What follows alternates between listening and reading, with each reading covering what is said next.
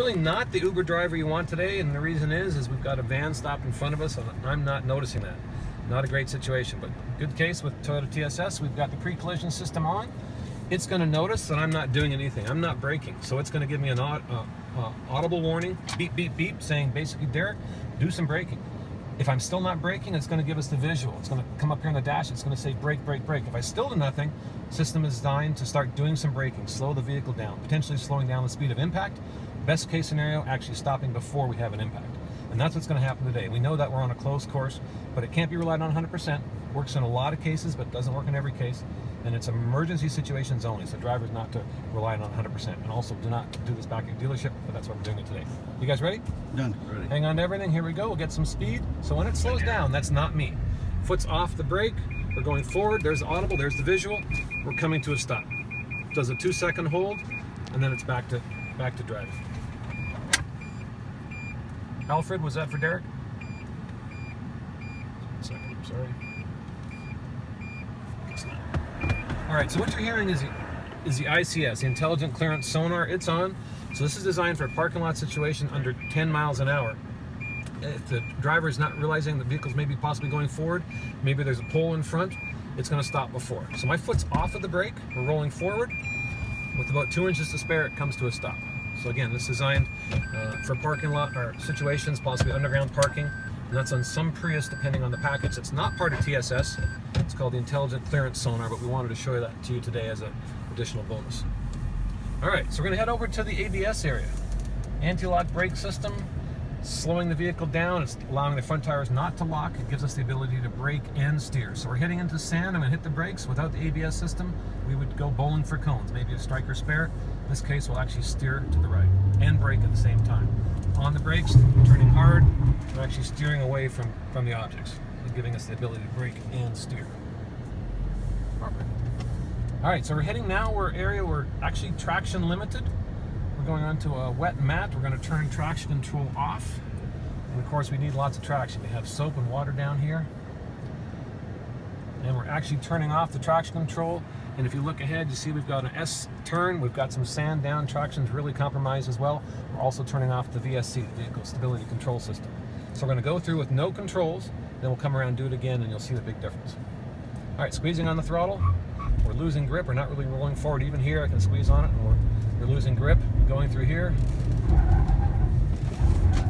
Never sure exactly what's going to happen as we go through. And we'll go back around, go through the area S turns with the traction on and VSC on. So I'm going to throw you forward one more time. This is the SST, Smart Stop Technology. My foot is on the throttle, but I'm going to brake. The system recognizes that we have gas and brake on at the same time, so my foot was still on the throttle, but the throttle goes away completely and it goes all to brake. That's good. Like an idiot with both the legs on it. Yeah, and that's something you'll definitely feel a lot more when you do it yourself. Okay, so we're all set to go here. We're on the mat again. It's going to start forward traction. Keep in mind we are still on a compromised surface. Our traction system's working. We're actually going good acceleration. We're going through now, and the system's working. Basically follow wherever I'm steering. You can feel the system working on all 4 different corners. Mm-hmm. All right, the Intelligent Park Assist. You had a chance to see that in person? Yes.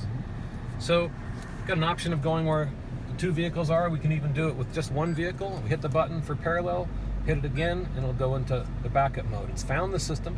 That's what the blue marker is there. The challenge is keeping your hands off the steering wheel. I'm on the brake just a little bit so we don't go too fast. If we go too fast, it'll say to slow down. Now it's asking us to stop and back up. It's going to put us right into the spot. Again, checking your area for clearance. Making sure nothing else is around. It's going to ask us to go forward. It likes to center us. Again, it's going off just the 1 vehicle. And you don't have to have a set of lines or anything because it's doing everything off of the vehicle. Putting us right into our spot. Nighttime in the rain, I would love to try this. I have not had a chance to do that yet. But It actually gives you enough room to open the doors. right. And then parallel parking. And he's got the blinker on not just because he's being courteous, but it's actually telling the system to exit the spot to the right rather than the left. And it's really fast, straightforward. Just hit the button as you're driving up alongside. I'm driving as normal. It's searching for the spot. There it is. It goes blue. It's found the spot. Tells when to stop. Again, the hard challenge is keeping your hands off of the steering wheel. If you do need to stop the system for any reason, of course, you're still using the brake. You just touch the steering wheel and you're back to normal driving. So we have one of our tighter spots today, and it sticks us right in the middle.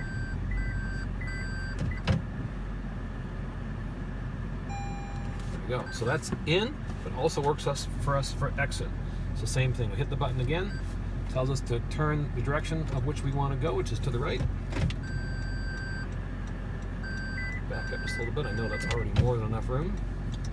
And away we go. Back to our driving. So thanks for